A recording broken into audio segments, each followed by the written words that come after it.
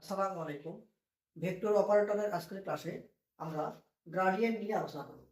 আমরা জানি গ্রাডিয়েন্ট একটা ভেক্টর রাশি। কোনো স্কেলার রাশির উপর যদি আমরা গ্রাডিয়েন্ট প্রয়োগ করি তাহলে ওই স্কেলার রাশিটি ভেক্টর রাশিতে কনভার্ট হয়ে যায়। তাই আমরা বলতে পারি গ্রাডিয়েন্ট একটা ভেক্টর রাশি, অর্থাৎ কোনো স্কেলার রাশির গ্রাডিয়েন্ট একটা ভেক্টর রাশি। আমরা এখানে একটা অঙ্ক দেখতেছি, বলা হয়েছে যদি ভেক্টর এ সমান 2x² i plus 3yzj minus x z square কে এবং 5, যেটা এখানে একটা স্কেলার রাশি যার মান বলা হয়েছে 2z minus x cube Y হয়, তাহলে 1,1,-1 বিন্দুতে vector A dot del phi নির্ণয় করো। আমরা এই যে নাবলা অপারেটর একটা স্কেলার রাশির সঙ্গে আমরা প্রয়োগ করতেছি, তাহলে আমাদের এই স্কেলার রাশিটা ফাই একটা ভেক্টর রাশিতে কনভার্ট হবে এবং আমাদের এই যে অপারেটর যে আমরা স্কেলারের উপরে প্রয়োগ করলাম এটা কি বলা হচ্ছে গ্রাডিয়েন্ট। তো আমাদের এই অঙ্কটা ইসাক স্যারের বই থেকে নেওয়া হয়েছে। তো আমরা অঙ্কটা করব। তো আমাদের প্রথম কাজ, আমাদের যে ডেল ফাই, আমরা প্রথমে এই নাবলা অপারেটরের সঙ্গে আমাদের যে একটা স্কেলার রয়েছে আমরা প্রথমে এটা নির্ণয় করব। তাহলে আমরা যদি নির্ণয় করতে যাই তাহলে আমরা জানি যে আমাদের এই নাবলা অপারেটরের মান হচ্ছে d dx i plus d dy j plus k, এর সঙ্গে আমরা আমাদের স্কেল রাশিটা গুণ করে দেব। আমাদের স্কেল রাশি হচ্ছে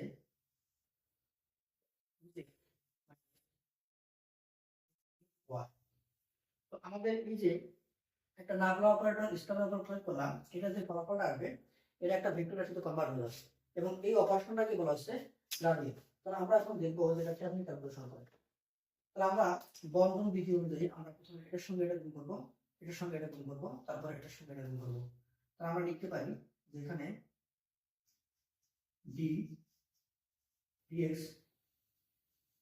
2z minus f cube y i plus d dy 2z minus x cube y, এখানে j এবং লাস্টে রয়েছে d dz 2z minus x cube y k। আমাদের এখানে অবশ্যই এই ডি ডিএক্স লেখা যাবে না, আমাদের এটাকে বাঁকা করে লিখতে হবে। কেন? কারণ আমরা গত ক্লাসে দেখছিলাম যে আমাদের এই ভেক্টর অপারেটর এটা অ্যাকচুয়ালি পার্শিয়াল ডিফারেন্সিয়েশন, আর পার্শিয়াল ডিফারেন্সিয়েশনে আমরা এটা ব্যবহার করবো, উপরেরটা না। অবশ্যই আমাদের এটাকে বাঁকা করে লিখতে হবে। তাহলে আমরা যদি এটাকে ক্যালকুলেশন করি, আমরা জানি যে পার্শিয়াল ডিফারেন্সিয়েশনে এখানে যা থাকে সেটা চলক এবং বাকি সবকিছু কি সহ বা ধ্রুবক। আমাদের এখানে রয়েছে এক্স, তাহলে আমরা যদি এক্স এর সাপেক্ষে 2z কে ডিফারেন্সিয়েশন করি, যেহেতু আমাদের এখানে এক্স নাই, তার মানে আমাদের পুরোটা হচ্ছে একটা ধ্রুবক। আর আমরা জানি ধ্রুবককে ডিফারেন্সিয়েশন করলে ফলাফল আসে 0, তাহলে এখানে হচ্ছে 0 মাইনাস আমাদের এখানে এক্স রয়েছে, তাহলে ওয়াই কি আমরা পার্শিয়াল ডিফারেন্সিয়েশন নিয়ম অনুযায়ী জানি এখানে যা থাকবে শুধু সেটাই চলক, বাকি সব কি সহ। তাহলে ওয়াইটাকে বাইরে বের করে আনবো, তাহলে ওয়াই যদি আমি বের করে আনি আর এক্স কিউবকে এক্স এর সাপেক্ষে ডিফারেন্সিয়েশন করলে আমরা জানি যে মাথার উপরে পাওয়ারটা সামনে আসে আর পাওয়ার থেকে এক বাড়া, তাহলে হলো 3x²। এটা আমাদের ডিফারেন্সিয়েশন হয়ে গেল। তাহলে এখানে রয়েছে আমাদের আই। এখন পরেরটা ডিফারেন্সিয়েশন করব, প্লাস এখানে রয়েছে ওয়াই, তার মানে এখানে শুধু ওয়াইটা চলো, বাকি সব কিছু ধ্রুবক। তো আমরা যদি ওয়াই সাপেক্ষে 2z কে ডিফারেন্সিয়েশন করি আমাদের ফলাফল আসবে 0 মাইনাস এখানে ওয়াই হচ্ছে চলক আর এক্স কিউব হচ্ছে সহগ, এক্স কিউবকে বাইরে বের করে আনবো আর ওয়াই কে ওয়াই সাপেক্ষে ডিফারেন্সিয়েশন করলে আমরা জানি 1 হয়, তো 1 লেখার দরকার নেই। তাহলে এখানে রয়েছে আমাদের জে প্লাস আমাদের রয়েছে ডি ডি জেড, এখানে জেড রয়েছে তার মানে জেড চলক, বাকি সবকিছু ধ্রুবক। তাহলে এখানে জেড চলক, তাহলে আমরা যদি 2z কে জেড এর সাপেক্ষে ডিফারেন্সিয়েশন করি তাহলে আমরা 2 তো সহগ, ওটাকে বাইরে বের করে এনে জেড কে ডিফারেন্সিয়েশন করলে হবে 1, তার মানে 2 কে 2, এখানে কিন্তু 2 থাকবে। আর এখানে রয়েছে মাইনাস, এখানে যেহেতু জেড নাই তার মানে পুরোটাই আমার ধ্রুবক, তাহলে এখানে হবে 0। তাহলে আমাদের এখানে আসছে কি, তাহলে আমাদের ডিফারেন্সিয়েশনের মান আসছে আমরা এখানে লিখবো যে মাইনাস 3 x স্কোয়ার ওয়াই আর plus minus minus x cube j, এখানে প্লাস প্লাস প্লাস 2k। আমাদের ছিল ফাই একটা স্কেলার রাশি, যেখানে একক ভেক্টর ছিল না, তার মানে এটা স্কেলার রাশি ছিল। আমাদের নামলা অপারেটর এই স্কয়ারের উপরে প্রয়োগ করার কারণে আমরা যে ফলাফলটা পাইলাম যেটা একটা ভেক্টর রাশিতে কনভার্ট হয়ে গেল। তার মানে আমরা বলতে পারি যে একটা স্কেলার রাশির গ্রেডিয়েন্ট একটা ভেক্টর রাশি হয়। তাহলে আমরা এই ডেল ফাই নির্ণয় করছি। এখন আমাদের কি করতে হবে? আমাদের যেটা করতে হবে, আমাদের এ ভেক্টরের সঙ্গে আমাদের এই যে এটা ডট গুণ করতে হবে। তাহলে আমরা এখন এ ডট ডেল ফাই বের করবো। আমরা ডট গুণ করে নিয়ম জানি, তাহলে আমরা লিখবো যে এখন যে into A dot del phi. আমরা এখানে দেওয়া আছে এই ভেক্টরের মান দেওয়া আছে, বলা আছে এই ভেক্টরের মান 2x square i plus 3y z minus x square. এর সঙ্গে আমাদের যে ডেল ফাই বের হলো এটাকে ডট গুণ করতে হবে।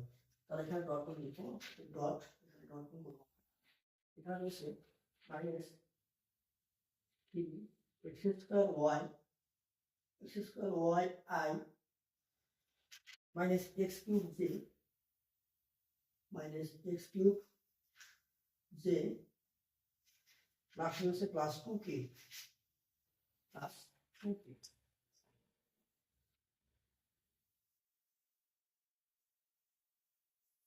আমরা গঠন করার নিয়ম শিখছিলাম i এর সঙ্গে i, j এর সঙ্গে j এবং k এর সঙ্গে k গুণ হবে এবং বাকি টাগুলো 0 হয়ে যাবে। তাহলে আমরা এখন এটাকে গঠন করবো। তাহলে i এর সঙ্গে i, এখানে রয়েছে i, এখানে রয়েছে i, তাহলে আমরা 3 দোকানে 6 প্লাস মানে মাইনাস 6, এখানে x স্কয়ার, এখানে x স্কয়ার, তাহলে হবে x to the power 4, x to the power 4, আর এখানে থাকবে y এবং i এর সঙ্গে i গুণ হয়ে আমাদের 1 হয়ে গেল। এবার আমরা j এর সঙ্গে j গুণ করব। তাহলে এখানে রয়েছে প্লাস, এখানে রয়েছে মাইনাস, তাহলে প্লাস মাইনাসে মাইনাস, এখানে 3 y z রয়েছে আর এখানে রয়েছে x কিউব, তাহলে 3x কিউব y z।